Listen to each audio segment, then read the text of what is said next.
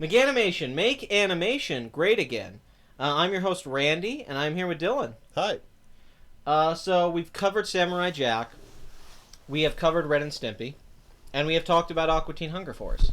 So I think it's time to go a different direction now and get a show that's probably was geared more to kids, a little bit more than Definitely geared towards kids. more than those other shows we talked about. I feel or geared towards kids. This show. And the show we're talking about is Ed, Ed, and Eddy, which premiered back in 1999.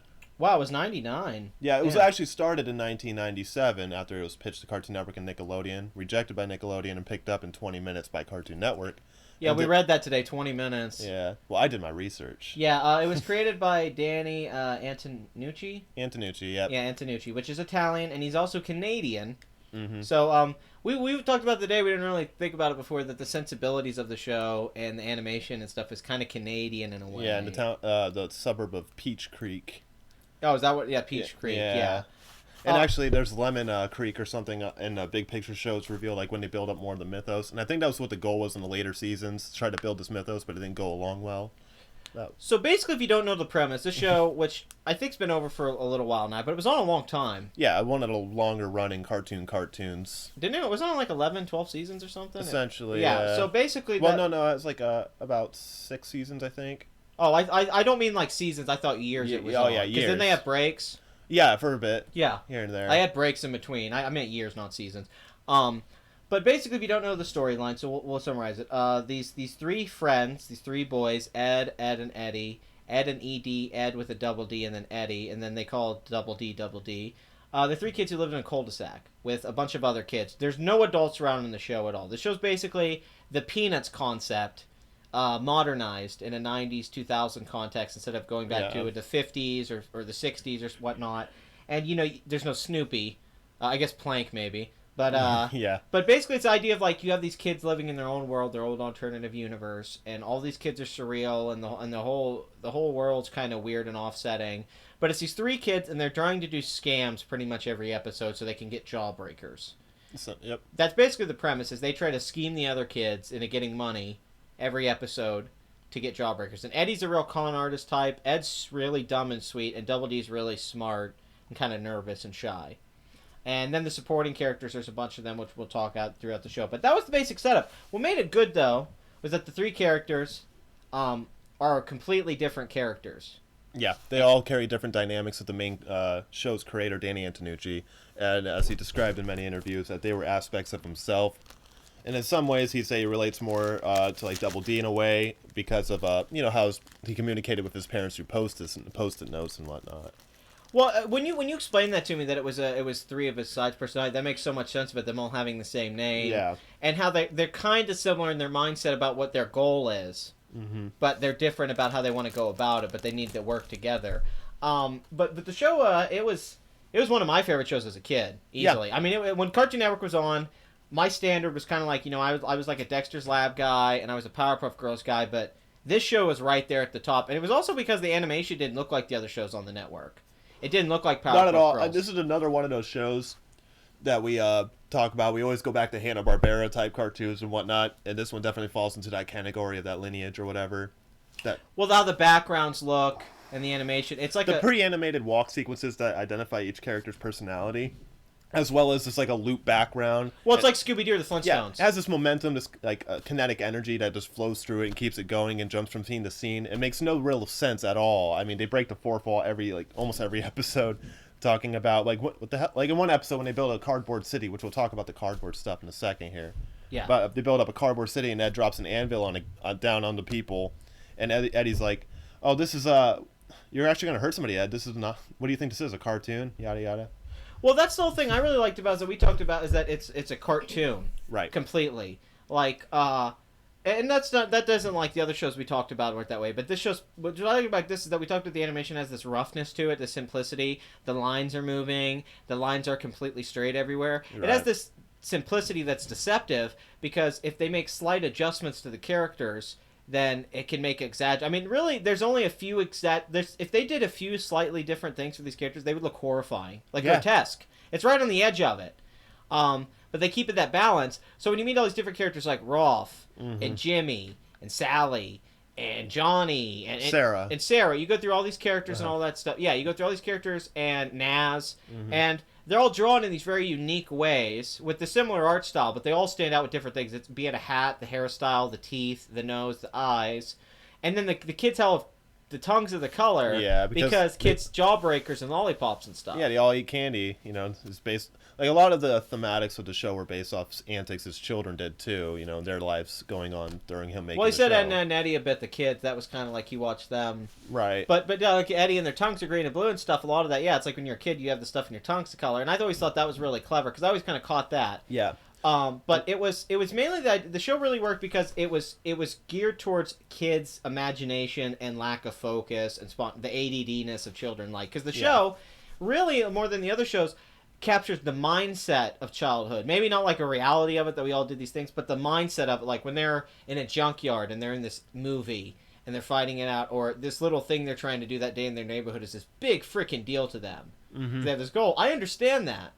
Being, you know, like, what, 10, 11, 12. The world's so much smaller when you're a kid. But to take that Peanuts concept of the Charlie Brown kids and stuff in this world of their own and make it grosser and and weirder and darker for sure and kind of take out... Well, this is the guy who made Lobo the Butcher. I mean... Yeah. We'll take out the sardonic humor and go for, like, a Three Stooges kind of slapstick thing a little bit where these characters are buffoons. This is more visual.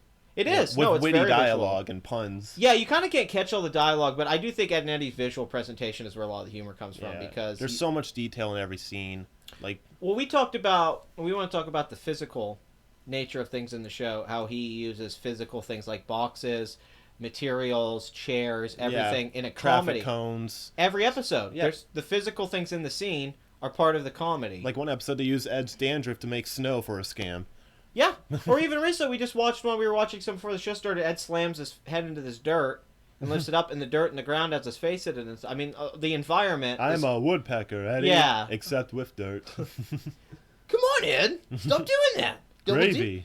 Yeah, no, it's always it's crazy to me because the really when we were watching, what I noticed was how small it was sometimes. Like they're just by a fence or in a backyard or in someone's room. Yeah, it's just such a commonplace area to be. And he uses the entire environment for comedic effect. Like if there's something in the scene to be physically kind of funny or weird, he will use it even as a background image. Countless times he's used hair on their heads is funny. Yeah, the strings, there are three hairs. How many times has he used the fence as a part of physical humor? I mean, them jumping over it, breaking through it, like just eating a whole entire row of fences randomly. I love when he does the cut to reaction shot to Plank or somewhere where nobody says anything and it's got these weird music cues and people just stare. And it's just dramatic. And also with the music cues that you brought up, it uses a lot of interpretive jazz throughout the whole thing, from the intro all the way to the end of the show. Like the physical and visual expressions are adapted to the soundtrack just playing through it to keep that momentum going on. Well, the jazz thing's really clever because it never even occurred to me that there's this sense of the three characters. Like you can hear the cymbals like ticking as like. Yeah, no, totally. Like going on through the scene as they're doing simple dialogue and prepping up, and then. I didn't catch that as a kid, but now seeing it, it's so brilliant because it has that improvisation and on the spot feel of jazz. It feels like Three Stooges. I mean. It does, and it's but with the animation, they can do things that you couldn't necessarily do entirely. And even though Three Stooges were very animated, what's cool about this is that like he clearly has his own humor sensibility way of seeing the world. Like because Ed and Eddy's really not like a lot of shows. Like you could see Ren and Stimpy influence, you can have his influence, but unlike a lot of the other shows we talked about, I think Ed and Eddy's actually pretty original. In a lot of ways. I don't think it actually stands out. Which is weird because there wasn't a lot of merch or things. I didn't see much things for it when I was a kid. Not like Powerpuff Girls or Dexter or Johnny Bravo. And I was... Yeah, everyone I knew watched Ed and Eddy. Yeah. I mean, there was no middle ground on it. What was the number again of how, like 31 million homes or so? Households at one point they said were watching it. At its peak. Yeah, at its peak it was in 31 million households and they said that was pretty popular. Well, the thing about it is that it's just kind of... It's such a brilliant cartoon show. Like, there was the idea of Cartoon Network that you did have the cartoon shows, and you had this Johnny Bravo and Powerpuff Girls and Dexter's Lab, and you had this certain idea. And then with Nickelodeon, you had the Klatchky Chabot type stuff. But Ed and Eddy, it kind of was this hybrid. It kind of came out as like, this is this guy's thing, This is his world. This is his characters. Because a lot of those shows, Powerpuff Girls, Dexter's Laboratory, Samurai Jack, and everything, were all working around like it was really just the same group of people jumping back and forth. Yeah, and they knew each other. Like Andy Tartakovsky. Andy Tartakovsky worked on several of the shows. Yeah, Seth MacFarlane used to work on them. Danny Antonucci and I forgot the other people and the writers that were with him on it, but they made their own. Like, Jono Howard, Mike Cubat. Okay. I know that. I know Mike Cubat. I've seen that name before and stuff. But they were just their own group of guys making a show. Well, it's funny because they said the location of the show is in Canada. So did they make this in Canada? Not sure. Yeah, that's weird to bring up. That's pretty interesting, actually. But the whole thing about them being these con artists, it's a comedy of errors because their cons never work. Mm-hmm. They almost always fail miserably. And then the ads keep digging themselves deeper into the con. Mm-hmm. And it's all to get this jawbreaker because the jawbreaker is this. I love it. It's kind of like it's the God, what it's the like Holy Grail. It's like Israel, even. It's like the Holy Land. Like the way the jawbreakers. It's like a fucking religious. Yeah, item. it is. It's a religious artifact in these giant jawbreakers that make your mouth gigantic in the show. These like massive jawbreakers. Comically huge. Yeah, comically huge, and it's just to add to that absurdism. So then they have these giant jaws. The jaws become giant. I like when you have two. Oh, I know. Well, then you have weird stuff like the Cankers, where they're these trailer trash girls. Yeah, apparently based off real life people he grew up with, which is like a horror flick. And there's a weird horror scenario where they get tied up and they have to do footsies with the Cankers, and that's a horror scene.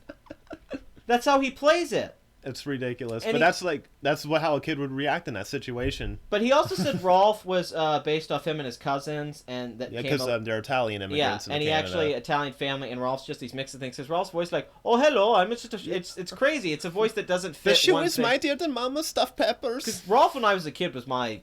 Oh yeah, well he didn't want to make it, and his heritage is kind of also misconstrued and stuff in there because when he made Lobo the Butcher, it was kind of seemed like a strike towards Italians and whatnot, so he didn't want to get pegged for that again and have the meaning of Rolf's character be missed, so he just made it like kind of everywhere. Well, Rolf's really likable and hardworking. I love Rolf. And one of my favorite episodes with him is when Eddy wrongs him in some way, as he normally does, and then they have that fish battle on the freaking log over the bridge. Yeah. And he just smacks him in the face. It's hilarious. Isn't that one episode he becomes like a crazy wild man? Yeah. Rolf at one point. And what's the thing about the show too is that it had.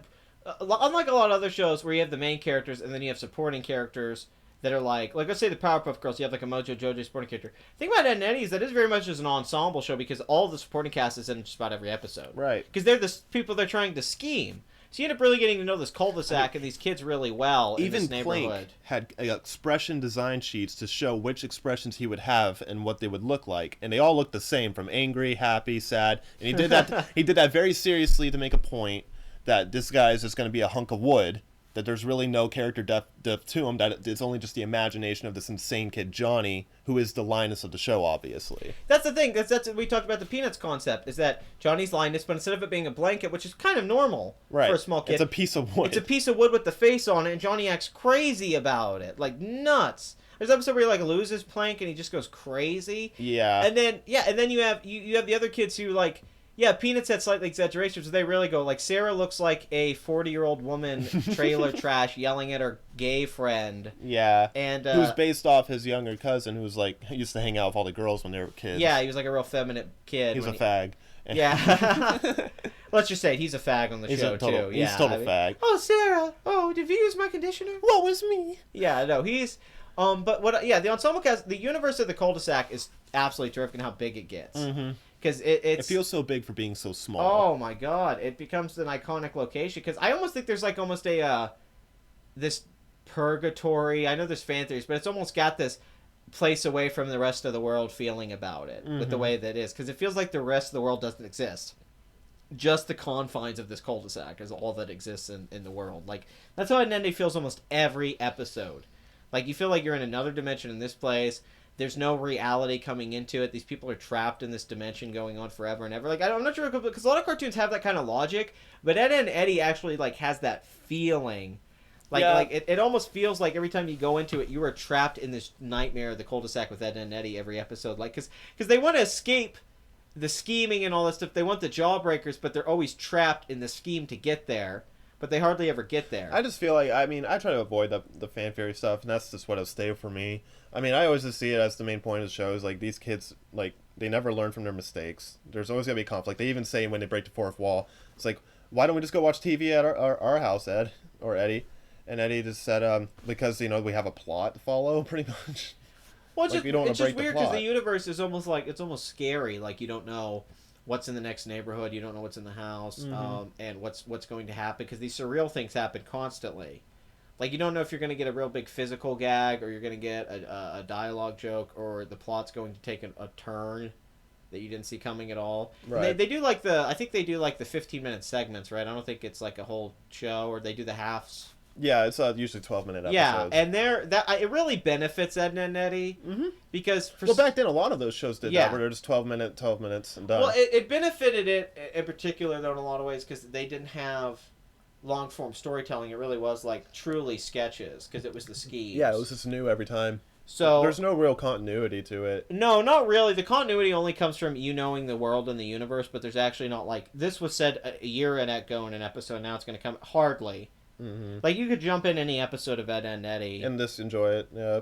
Yeah, legit. You could watch, like, the last episode, the middle episode. Well, the last episode's different in the sense that it's, like, an hour and a half long movie. Oh, yeah, that's true. The big picture show, which is great. It starts off frantic. Yeah. And then he does all this world building. And then he has these serious moments where the Eds have a fight. And then Ed's really getting all upset. And he doesn't like it. And then at the end, he actually confesses how much of a piece of shit Eddy does. As much of a piece of shit he is. Oh, sorry, spoiler alert. Yeah. Whatever. But, you know, the whole point, and he just really touches base and closes it up in such a nice way, and reveals that his brother's a total douchebag. And... Well, the whole thing is that Ed's really lovable and likable and not a bad dude, and then Double D's really not unlikable bad, but Eddy's straight up like a piece of shit. Yeah, he betrays his friends every second he gets. Yeah, yeah, it's always about him. So, in a lot of ways, the show kind of comes off about him in a way because he kind of feels like the focus because he gives the energy in a lot of ways. And it really wraps it up with him. Yeah, he's in a lot of ways. Well, he keeps the conflict going. Yeah, he's the Roger of this show from, you know, like American Dad. He's the because Eddy can't take no. Right. And he keeps going down the rabbit hole, even though Double D's like, I don't know if we should be doing this anymore. And Ed just doesn't care. Ed's just a follower, which almost makes his relationship with Double D and Eddy almost seems kind of abusive because Eddy keeps them around for these schemes and Ed doesn't know any better. Like, there is that humor to it that, like, Eddy really, he's even using them because they don't have friends. He's even using them for his stuff because he has no friends. And that's, if that isn't relatable to youth, that, you know, you had your own little group, but you didn't know everyone. But they knew each other really well. No, they were close. They were tight. And the relationship dynamics are great because everyone's like kind of related or a friend or wants to date someone or that. And really everyone in the cul-de-sac gets along really well except with the Eddys. Yeah. That the outsider they all just don't get along with Eddy. Yeah, they hate Eddy, yeah. Double D and Ed have shown many times throughout the series that they can actually relate to, you know, hang out with the kids. Yeah. They were invited to a party and everything was cool and then Eddy showed up as a bug. I don't know. That's the thing with Eddy. Yeah, it always goes back to Eddy because I think... It's all about Eddy. Well, if that's the three parts of his personality, it's almost like Eddy's the side of himself so you wish he didn't have. Because he has that side of himself at Double D that I think probably him in a lot of ways, and then there's that goofy side of himself, but then Eddy's that side of him is like where he ruins things. You know, where he goes in and... Because the way he commits to those scenes in Eddy's just sheer... just commitment to I don't know like he's the voice of the character you think the creator you think he has to I feel like he knows that mindset because Eddy's psychology is a big part of what makes the show work is that the fact that Eddy is this con artist that's always failing and stuff and he gets worse and he's this little guy he has little man syndrome. It's almost the relationship the It's Always Sunny guys have then I think about Mac, Charlie, and Dennis because I'm thinking about Eddy now and how he is and the two of them in the relationship but it's like it's these three it's that classic comedy trio, but in animated shows, you don't get the classic comedy trio in that way. You'll get like Billy and Mandy, and they have death there. But Ed and Eddy is three people in the same age. They're friends. They hang out, and the dynamics about that friendship. Instead of being a show about like celebrating friendship, it shows you the detriment of having friends like this, which is a lesson kids need to learn. Very. And it's also more entertaining in that way because it's more realistic because it's rare you're going to keep the same friends throughout your life. Right. And it's usually because of things like this. They're no longer helping your life, or you're not helping their life anymore. So Ed and Eddy are always like, oh, why are these guys hanging out? Yeah. And that's the heart of it, I guess. It's like them staying together despite all the odds. But what did you think it's tough to really define it. If you had to explain Ed and Eddy to aliens, let's say aliens come down, and you had to say to them, like, why is this show great? Because like they just look at like what makes it stand, like why is this such a unique cartoon? Because we've said the Canadian thing and all the things, but I want to know why you think maybe the sense of humor because why do we all remember it so fondly? And we don't think of it with those other shows. I don't. It's just it's hard to articulate what is it. It really is hard because it just captured the essence of childhood in a sense, and I don't want to sound pretentious about it. No, but I don't know, like the simplicity of the designs and everything. The way what he was going for was executed perfectly. There's so much little gems inside every episode that just make it unique and different, and it's very imaginative, and it really pulls you in being that kid. And I think I love it now because I loved it then. Yeah, and I think I love it more now because I learned to appreciate a lot of those jokes and things. Well, I wonder if it really is if we almost nailed it early on. We talked about the Peanuts thing because it really is. It's really taking because the whole point of the Peanuts was like treat the kids like adults and take the adult world out of it. And Ed and Eddy has that same rule because what Ed and Double D and Ed are doing, I mean, that's stuff that kids are not doing. They're not doing these elaborate schemes and how smart Double D is. But he does it to like Charlie Brown stays in the realm of realism. Ed and Eddy gets completely out of hand crazy. Oh, like in one episode, they break the fabric of reality. Yeah. Like, no big deal. But that surrealism about it is what takes the Peanuts concept to a place maybe for our generation where we had the imagination and the TV and all the stuff like that in Hollywood that to show these kids. I mean, because it just isn't, it's probably closer to what kids are really like. That they're little schemers and they're selfish. Right. And they want things for themselves. They're pieces of shit. And they're petty. Yeah, because the idea is the kids are all nice, but that's really not true. I remember being a kid and I was pretty shitty sometimes. Like throughout the Big Picture show, you can tell Kevin was like really petty because he loved his bike more than Naz, which was really hilarious. Yeah, no, that's the thing, and that's important to the show. It's like, and they're all like that. Even Jimmy, even though he seems innocent, they're all piece of shit. And they all come together sometimes. Well, how they all worship certain things too, like him worshiping Kevin his bike. I mean, they all have these things. Even Rolf with his goats and stuff. They have these things that are like their job. Rolf has a lot of pride. Their jawbreaker. And they're really not that different from Eddy. Maybe that's the irony of it, that if he could just communicate a little bit better. Yeah, Eddy's just really bad at communicating with people. Yeah, he is. He doesn't know how to talk to people. Because he's an asshole, Yeah. And Double D's really reserved. Eddy has a great bedroom, though. But even that's a reflection of who he is. Yeah, it's too much. He's superficial. It's too much, too. He's putting it all out there because he's insecure. Like, that's what's so brilliant about it, is that he's such a big personality to try to hide the fact of all those things. And the underlying story arc of his brother's ridiculous. It's great. I love how Wasn't it because he doesn't look up to his older brother or something like that? He looks up to his... No, he's in denial about how his brother treated him because his brother was a total asshole. Yeah, but he thought they were like... tight, but they're not. And he ran away from home and his parents literally plastered over his doorway with wallpaper. Yeah, I remember and that. And he rips it off and they go in there and there's cars in there and shit and it's weird. And I don't know. That's interesting. It's like this kid who wants to be his brother. He misses his brother. So he has these guys as kind of like surrogate brothers. Yeah. And he treats them in a way that his brother treated him, and he doesn't realize it. Yeah. That's really what it is. I didn't think about it. You pointed that to me. It's like, fuck, that's actually... Well, that's the show is smarter. That's the whole underlying story arc with Eddy, and I think that's the true voice of the show. At the end, they wrap it up with his brother. Well, it makes you wonder if the creator, if he had issues with his brothers, growing up. That was a big deal. Yeah. And he shows how your best friends aren't always your family or siblings either. It's not your real family can come from just meeting people. And Well, you don't choose family. You just assign these people, and they're like, hey, you're related to them. You don't know if you're going to like them. Right. But there's always people you're going to hang out with. No, the stuff with the brother, that's really... Yeah, and then to think about... it's a big deal. So. Yeah, and then to think about Double D and Ed kind of just being victims in that way, in a sense. They're almost like victims in the show. I don't want to say they're victims, because they willingly I can't think of a better word for lack of a better term. Yeah, they're they'll just barge into each other's houses and whatnot, but still, if they wanted to or not, they could put their foot down and walk away. They still make the choice to do it. Summer rains, you can never predict them. Double D just has nothing better to do other than just stare at books, and Ed would just watch movies, So. Well, Double D's almost forced to go out and do the stuff, and it's Double D's need of Jawbreakers. If Double D didn't like Jawbreakers, I don't think Double D would do most of the stuff, but Double D is also a crack addict. Yeah. Maybe it's real about drug addiction, and we're on the wrong way. It's all about just all drug addicts and living in a ghetto and doing what you can to get your fix throughout the day. Man, Kevin, I will suck your dick today if you give me a fucking Jawbreaker, man. Dork! Rolf, please. Yeah, he calls you dork while you're sucking his dick. Rolf, please, Rolf, I will fuck this goat right now. Give me a Jawbreaker. Naz is a crack whore. Oh, man. They're the adult version of Ed and Eddy. Because they clearly have addictive personalities. I would like to see the adult version. Yeah, they clearly have addictive personalities. Just do a little spin-off thing, but I don't know.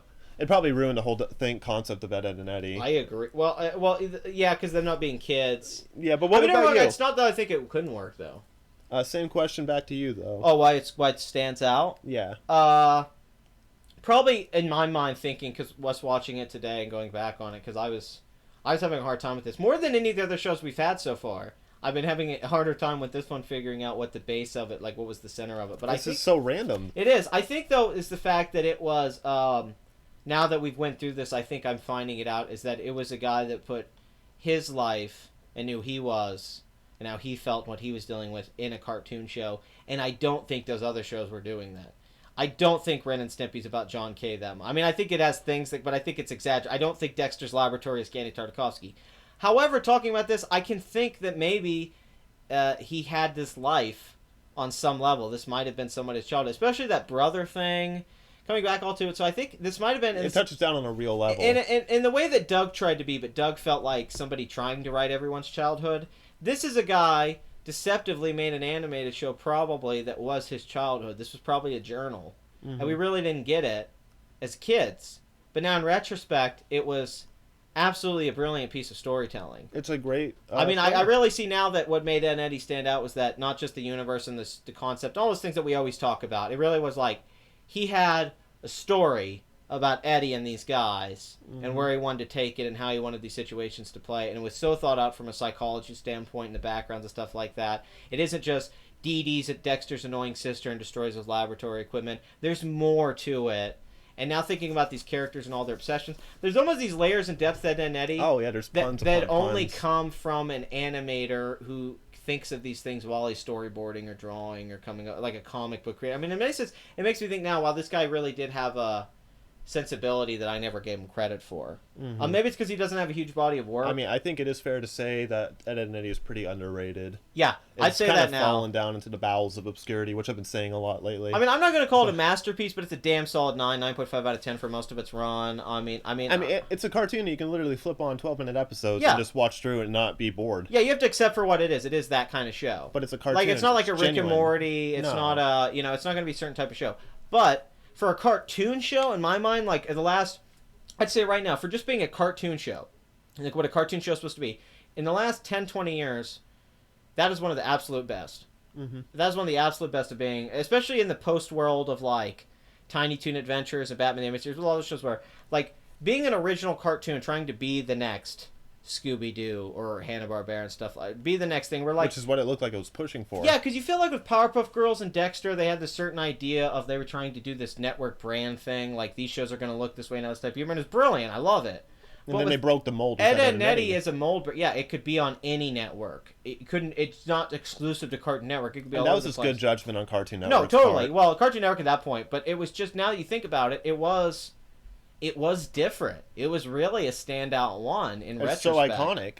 Yeah, and I think the reason that we were so attached to it is that because it was the show that had the weirder animation. I think we all just took it for granted. We did. I think we did. I think at the time we were caught up in the spectacle of the other shows and the funny characters and over the topness that we didn't realize that Ed and Eddy was really more for us than anything. It was our Stand By Me. It was like it was our Stranger Things in a sense, but in that cartoon comedy ridiculous way. But he doesn't approach it like, it's not like it's got a Scooby-Doo approach. It's not like it has a Looney Tunes approach. It's not like it has a Sunday funny paper almost novelesque approach. It has this very professional but then he makes it gross. He makes it gross. He takes that approach and then makes it gross. Yeah, it's a big influence on me. Because kids are gross. They are boogers. They are. Kids are gross. And it was one of the only shows that was gross in that way, too, because all the other shows, they would do gross stuff, but it didn't look gross. It was intentionally like, look how gross this is. The cankers are disgusting looking. Yeah. It's gross. Lee has 3 eyes. I mean, it's disturbing. Like, you see them and they're grossed out, and even now it's like, oh my God. They all have God. buck teeth, weird colored tongues, and kids are, as you said, are gross. I think now, though, if I had to say, though, I think it's the fact that Eddy was an insecure kid trying to make himself feel better with these guys he came around him in this town. I think that's so brilliant now. Yeah. Thinking about it, that was really a great idea. And then that really, that's truer to life and why people have friends and keep people around all the time than we'd like to admit. Yeah, it does hit on a deep level the more you watch it, and honestly, it is one of my personal favorite cartoons. Me too. Like I said, just a cartoon. It's one of the best. Last one. Like I never disrespected it. Like I'm not saying an adult I'm not saying like it's not a South Park. It's not one of those types of shows. No, but it's just a kid show, man. Yeah, it's a great kid show. Yeah, I mean, if Cartoon Network, if every show on now is as good as that, the only reason I watch it now is because I used to watch it when I was a kid. Yeah. There's no reason if I never watched it in my life. There's no reason for me to watch it now, being 24. You know. But you don't even have nostalgia biters, so that's the thing. It still holds up. Yeah, it does still hold up. But, yeah, it's still like a really good show. You know, there is a target audience for it, and it's I'd say it's a perfect show for kids that are around 10, 11. Like, I think not even little kids like 5. I think it's perfect for a certain age demographic, like 8, 9, 10, 11, because that's really the age it's hitting at. Mm-hmm. Like, right on the cusp of becoming a preteen and then teenager going into that stage of your life of adulthood, you think. It's like right there, that weird feeling you get, that weird feeling before you're starting to like girls, like everybody wanted to bang Naz. Yeah, but you're awkward about it. But that's such a small detail you never notice, but they always get sweaty around Naz. Yeah. Which, there's so much detail in this show. It's such a great show. And if you do remember, please leave a comment down below. Just put up... Yeah, tell us what you loved about Ed and Eddy. Who is your favorite character? I'm interested in that because there's such many choices. Yeah, there's I think they said around 14, including all of Ross animals. And they're all great. I mean, they're all... Even Rilford and Victor. They're all likable and funny and could have episodes based around them and everything. So tell us your favorite... leave a suggestion for the next episode, too. Yeah, please do. We like suggestions. I don't think anyone actually suggested this one. We actually... I figured to be a good one because I love the show. And... Literally pick whatever you want, though. We'll talk about anything animated. If we like it. We're not going to talk about something we don't like. I don't know, maybe. Yeah, that's not a bad... Yeah, really, somebody requests a show we hate, and we're like, all right, I'll talk shit about that show for a half hour. Yeah, you really want to hear my opinion on it. Maybe it'll be funnier, because the problem I have sometimes with Maganimation, it's almost like we stroke a show's dick for 20 minutes, a half hour. You're right, yeah, we've been talking about that. But I mean, it's still fun to do. That's the thing. I don't not enjoy it, and my attitude is like, well, we try to give an analysis and find what the show's premise was. That's my goal with Maganimation. Why is the show great? And I feel like we found some good ground on every episode that we've done. About the shows that we're talking about. Well, if we can find out why this is great, why this was great, we can make the new shows great again. That's my mindset. Like, if we can find why all these shows worked, anyone who watches this, who wants this kind of animation, these kind of shows, this kind of creativity, they'll be able to go like, okay, this is why this stuff is good. The closest we can get to explain in our ability to. Yeah. Like, this is why we like this stuff. This is why we think this is the kind of stuff. And you guys are fans too. And this stuff was all popular. Everything we've done so far had a huge success. So it's not like we're in a small...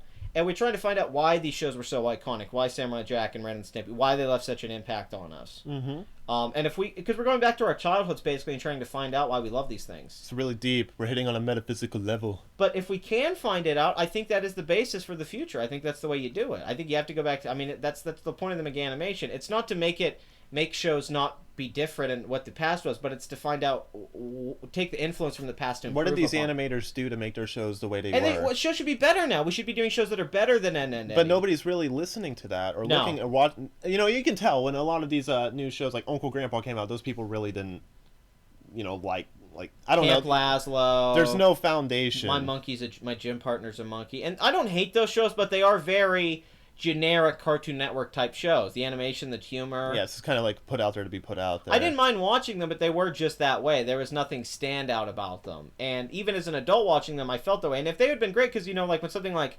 Avatar comes out, we praise it, because we're like... And that was a show that was made for kids. That wasn't a show they aimed at adults. They put on Nickelodeon, and then adults started watching it because it was so good. And then they made Legend of Korra, which was on a more darker level. Yeah, but because we all started watching... Well, I think because the audience who watched Avatar got older, so they were like, oh, we should probably aim this a little higher, because little kids aren't watching this. Which we'll talk about that on another video, because those guys are really pissing me off. I would love... the Avatar or Korra episode. Michael Dante Ontario. Yeah, that's going to be a big one. But let's say his name one more time. It is... Danny Antonucci. Danny Antonucci. So look him up. I'd say this show, also in a different way, it was the most slapstick out of those shows. Because we're talking about Powerpuff Girls. There was a lot of dialogue and visual jokes, but it really wasn't slapstick. And even Dexter's Lab. Ed and Eddy is filled with slapstick. I mean, that Three Stooges comparison is on point. No, I'm getting so sick of slapstick.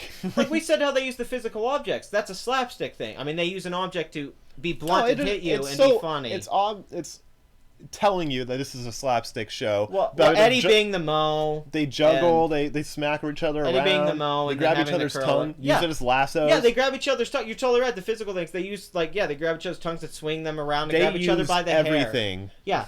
And it's slapstick in a cartoon form, so literally everything's a joke within the frame. So that's the thing. I'd say that also thing we need to focus on is that at the end here is that the slapstick element is really the core of what and Ed, kids Eddy is. love slapstick. I still love slapstick. And this show didn't try to do it in a way that was insanely clever. It just existed in a world where slapstick was constant. Right. It's just part of the universe.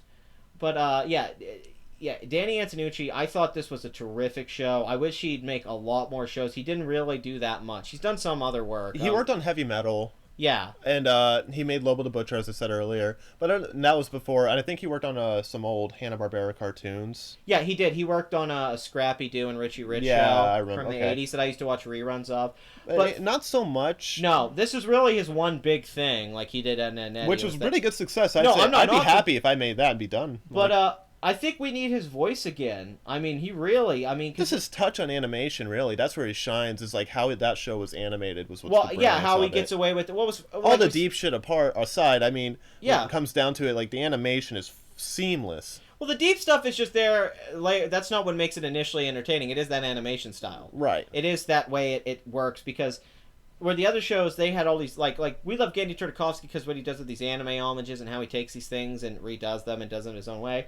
But Ed and Eddy, it is like it had a very unique, strange, kind of crappy animated style that was rough and gritty. Yeah. And it made it so fucking weird and funny and strange. And as a kid, I remember watching it just being like blown away by it. So I think Foster's Home kind of had that charm about it too. That it was just so weird. It didn't look like other animated shows. And I like to talk about Foster sometime. Yeah. I have to touch back and watch that again. Yeah, It's been a while. but I highly recommend it if you haven't seen Ed and Eddy. It is a Canadian-American animated show.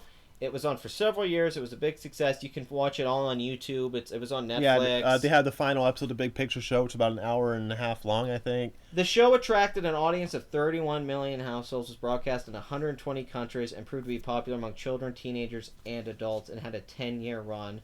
It was the longest-running Cartoon Network original series at its time, and at its end remains the longest-running Canadian-made animated series in history. So, there you go. If that isn't enough for you, if that is enough for recommendation, I don't know what else to say. Yeah, please tell us how much we sucked at this review down below. Yeah, and yeah. we'll see you next time on the next Maganimation. Yeah. Bye. Yeah, bye.